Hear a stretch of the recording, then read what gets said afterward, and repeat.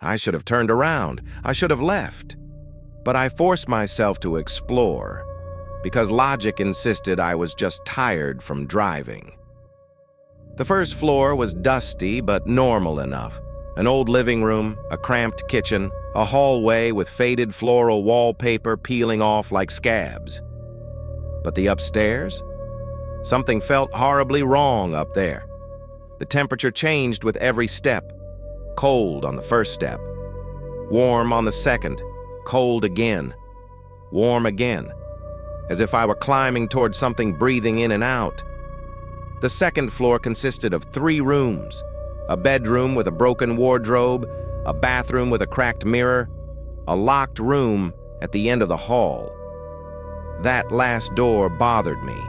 It looked newer than the others, repainted, reinforced, almost like someone wanted to keep something inside.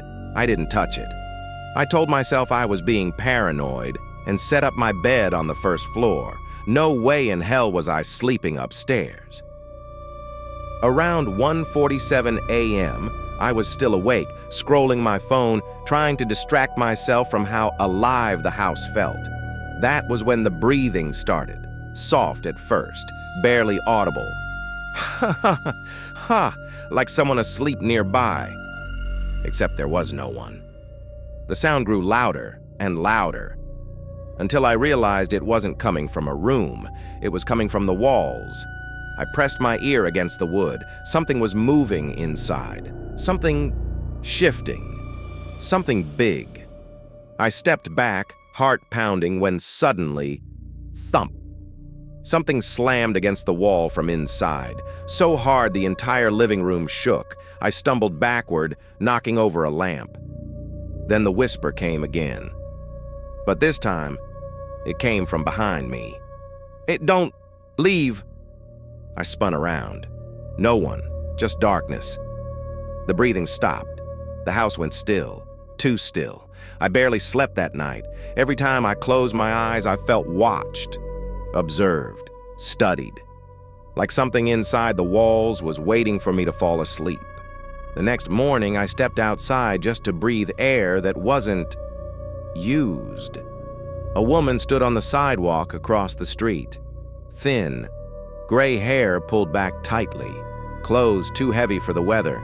She stared at me with wide, horrified eyes, as if I had committed a crime just by existing. "Are you living there now?" she asked. I hesitated. Yes?" She shook her head immediately. "You shouldn't be in that house." I forced a confused smile. "Why? It's just an old place." "No," she whispered, stepping closer. "Old places don't breathe." My stomach sank. She wasn't joking. I asked, "What do you mean by that?" But she just pointed at the house. No, not just pointed. She pointed specifically at the second floor locked room and whispered, "Whatever lives in that room, it's not supposed to exist." I tried to ask more, but she backed away. "If you start hearing it whisper your name, leave. Do not wait for the third night." "The third night?" I repeated. She looked at me with pity. "Nobody survives the third night in that house." I spent most of the day trying to convince myself I misunderstood the neighbor. Sleep deprivation, paranoia, people in small towns loved their ghost stories. But a part of me, deep down in my chest, knew she hadn't been exaggerating. The house watched me.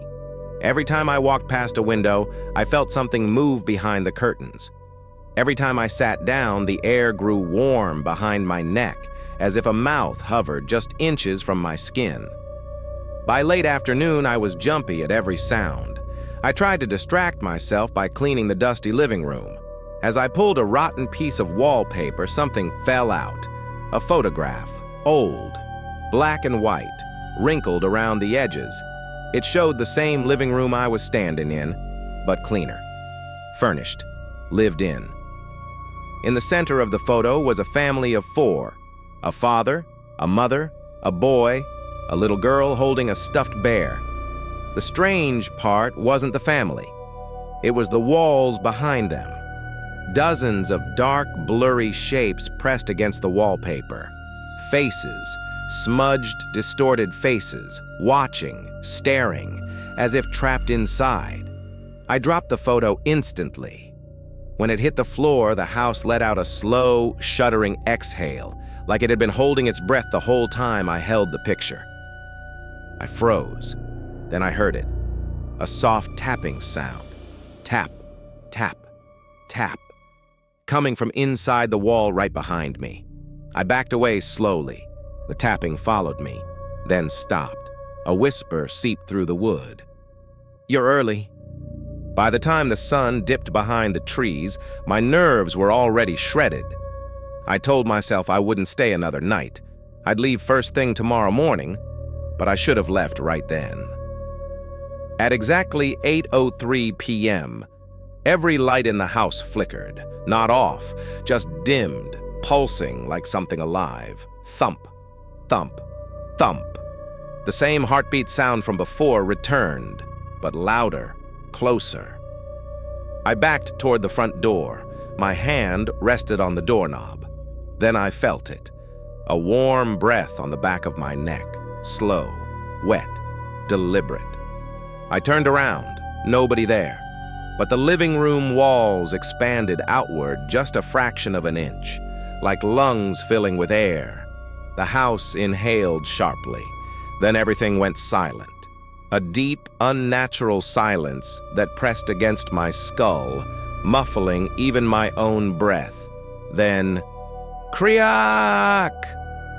The locked room upstairs,